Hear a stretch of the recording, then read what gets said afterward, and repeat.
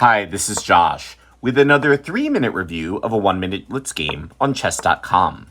Here I was playing White versus Richard Otros from Colombia, and he played a Caro-Kann-like pawn transposition.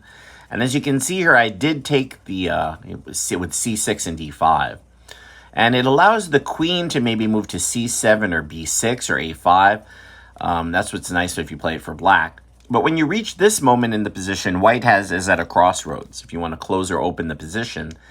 And I'm a little worried that if he takes on e4, that my d-pawn will fall. So I have to move bishops to support it, or my bishop to b5 to slow down that weak d-pawn. It can be an isolated d-pawn as well.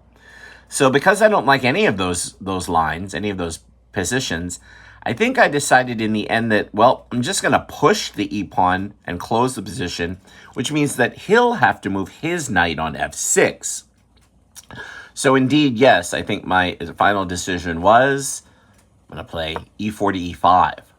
So now he has to move back, and I can develop my kingside pieces. Looks like he is preparing to castle. He then tried to kick my bishop back, but I simply exchanged bishop for knight.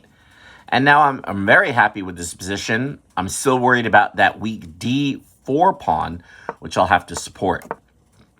I castled early here, as you can see, hanging the bishop on b2, the pawn on b2. So that was a blunder, but he castled. And now, as you can see at the open space, black is controlling the b file. But my idea is, can I start an attack on the king's side? And what will black decide to do? Will black decide to defend or start to push the pawn to c5? I don't know what he'll do. But anyway, I played f4, thinking that I could swing my queen, knight, and bishop towards his king side faster. And I was thankful that he played queen to a5, excuse me. And then I just kept pushing the f-pawn. Finally, he took. I'm activating my bishop, queen, and knight.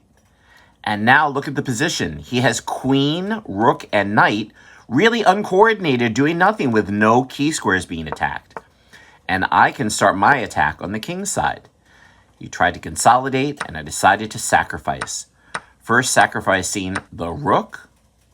And then, since there's a mating net now with the queen and bishop, he tried to slow it down. But then with this fork and the king in the corner, it's checkmate. And that's how I won. Thanks for watching my video, and enjoy chess.